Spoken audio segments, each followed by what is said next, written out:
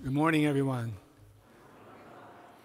We were planning on this being the third in the series of the pro-life homilies, and this was supposed to be about NFP, but we had some difficulties among the priests getting all our notes coordinated, and so rather than just one of us giving the homily at one or two of the masses, what I've decided to do is not next week, but the week after, I'm going to host an evening for all married couples who are interested in knowing more about the theology of the body and natural family planning.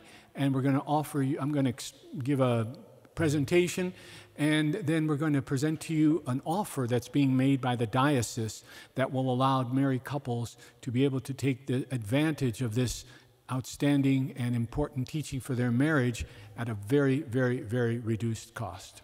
So please stay tuned in for that. That's a week from, not next week, but the week after. Not this coming week, but the week after.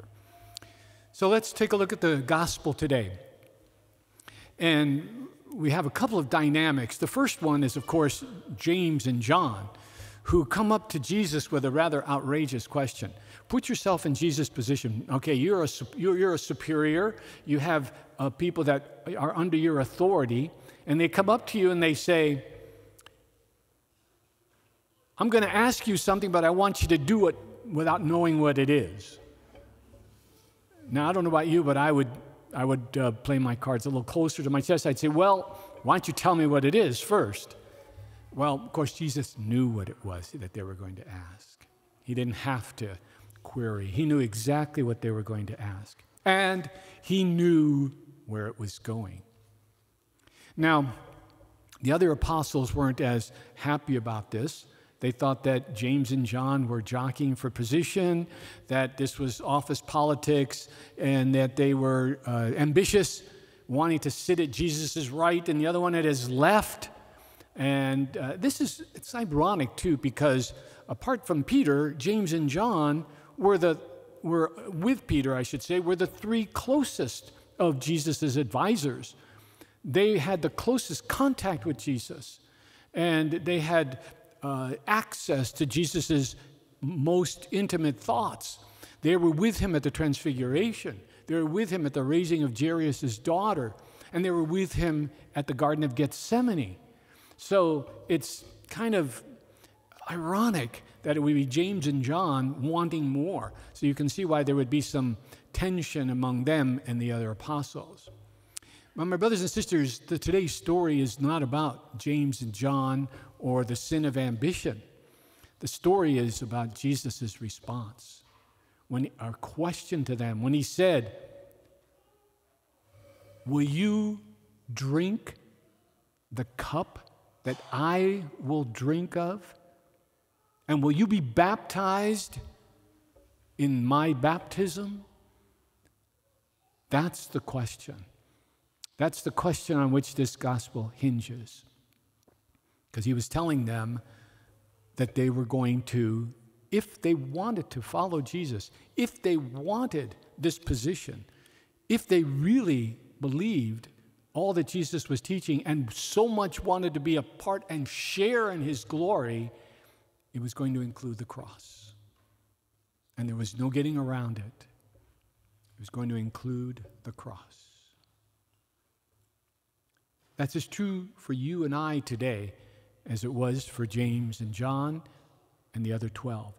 As far as we know, we're not sure about John. There's some debate, but all the other apostles we know for sure died the death of martyrs, proclaiming the gospel. If you are a visible and convinced Catholic in your school, in your place of work, among your friends, you're going to be attacked. And now some places, maybe not very much, some places more than others, depends. But anti-Catholicism is probably the deepest bias in our country. And it goes way back to the beginning and the founding of our country. And it is as true today as ever before.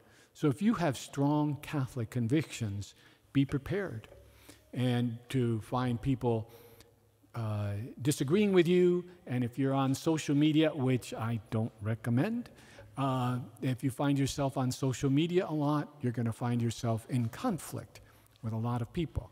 Okay, so what does this mean? How are we to deal with this? Well, I think that we need to see that the obstacle for us to do what Jesus says, again, will you drink the cup that I will drink? Will you be baptized in my baptism? The biggest obstacle is not out there. The biggest obstacle is within us. Do we really want to become saints? Do we really want to become holy men and women? And are we willing to pay the price to be disciples? Are we willing to pay the price, the cost of discipleship? There's a passage from Matthew that I want to quote. Brought my Bible with me. From the days of John the Baptist until now, the kingdom of heaven suffers violence, and the violent will take it by force or bear it away.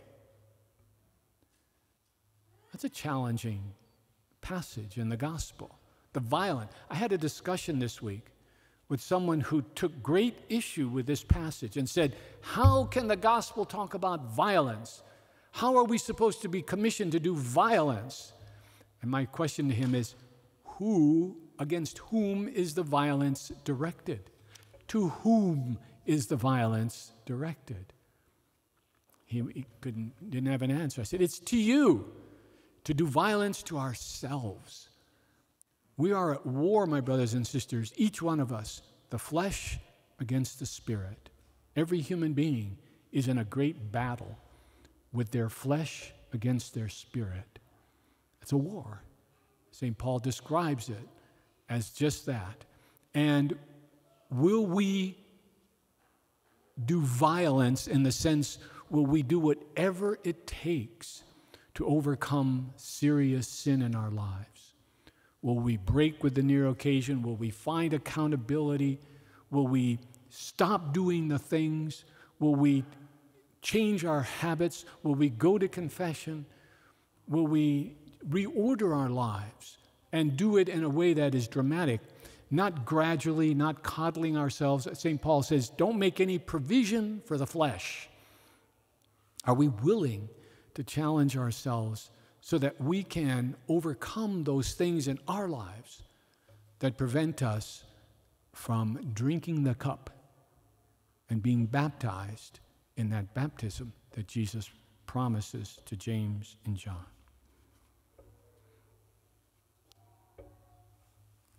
He uses this opportunity, my brothers and sisters, to teach his apostles something very important.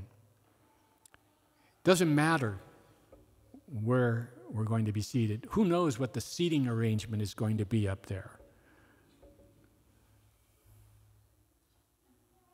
But if we make it our goal to become his disciples, to overcome sin, and to grow in holiness, we're going to like the view.